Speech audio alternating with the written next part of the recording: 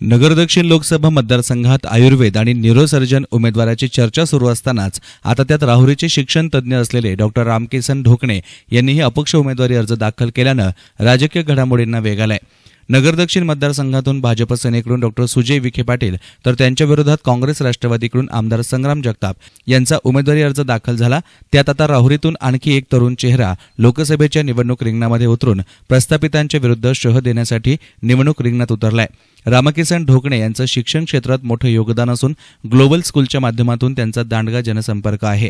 सामाजिक धार्मिक कार्यामध्ये त्यांचा मोठा सहभाग असल्यानं युवकांनी त्यांच्याकडे उमेदवारीचा आग्रह धरला होता। ढोकणे हे उंबरे येथील असून त्यांच्या वडिलांनी सरपंच, चेअरमन अशी विविध पदे भूषवली आहेत। याशिवाय राहुरी तालुक्यातील सोयरे दायरे यांचे पाठबळ मिळाल्यानं त्यांनी ही निवडणूक लढवण्याचा निर्णय घेतलाय। या ठिकाणी मी आपल्या सर्वांना एवढेच आवाहन करू इच्छितो की मराठा क्रांती मोर्चाच्या निमित्ताने सर्व जाती धर्मातील समाज ज्याप्रमाणे एकत्र आला त्याचप्रमाणे पुन्हा एकदा हा एवढा समाज एकत्र झालेला मला पाहायचा आहे।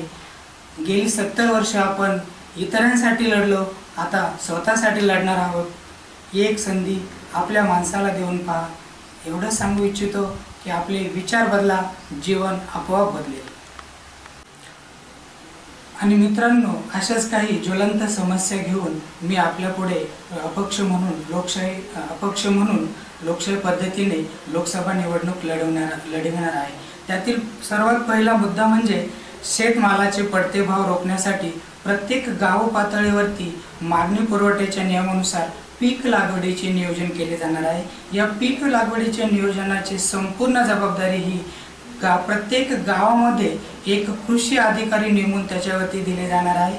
पुढच्या वर्षी उदाहरणार्थ पुढच्या वर्षी संबंधित कारखान्याला किती ऊस आवश्यक आहे तेवढाच ऊस त्यामध्ये पिकवला जाईल। जर आपण जास्त ऊस पिकवला तर आपल्याला साहजिकच त्यामुळे कमी भाव मिळतो। म्हणून ही एक क्रांतिकारी योजना आहे की प्रत्येक गाव पातळीवरती मागणी पुरवठ्याच्या नियमावरती पीक नियोजन केले जाईल। तसेच दुसरी महत्त्वाची किंवा ज्वलंत गोष्ट म्हणजे स्थानिक बेरोजगार तरुण। प्रत्येक तालुक्यामध्ये एक MIDC स्थापन करण्याची माझी हमेशा आहे आणि त्या MIDC मध्ये 50% उद्योग हे शेतमालावरती प्रक्रिया करण्याशी संबंधित असतील। तसेच या MIDC मध्ये स्थानिक उद्योजक, स्थानिक तरुणांना, स्थानिक बेरोजगार तरुणांना उद्योजक बनवण्यासाठी प्रशिक्षण दिले जाणार आहे। आणि तो प्रत्येक तरुण फक्त कामगार म्हणून नाही तर त्या प्रत्येक तरुणाचे भाग, शेअर्स त्या MIDC मध्ये असणार आहे। तसे त्या प्रत्येक शेतकऱ्याचे शेअर्स देखील त्या MIDC मध्ये असणार आहे। म्हणजे सर्वसामान्य बेरोजगार तरुण किंवा शेतकरी हा एक मालकच त्या MIDC मध्ये म्हणून असणार आहे। तसेच तिसरी पुढची ज्वलंत समस्या म्हणजे आज जो काही शेतकऱ्यांना विविध कामांसाठी वित्त पुरवठा आवश्यक असतो, या वित्त पुरवठ्याची समस्या सोडवण्यासाठी गावातील प्रत्येक किंवा तालुका स्तरावरती एक शेतकरी बँक म्हणून स्थापन केली जाईल।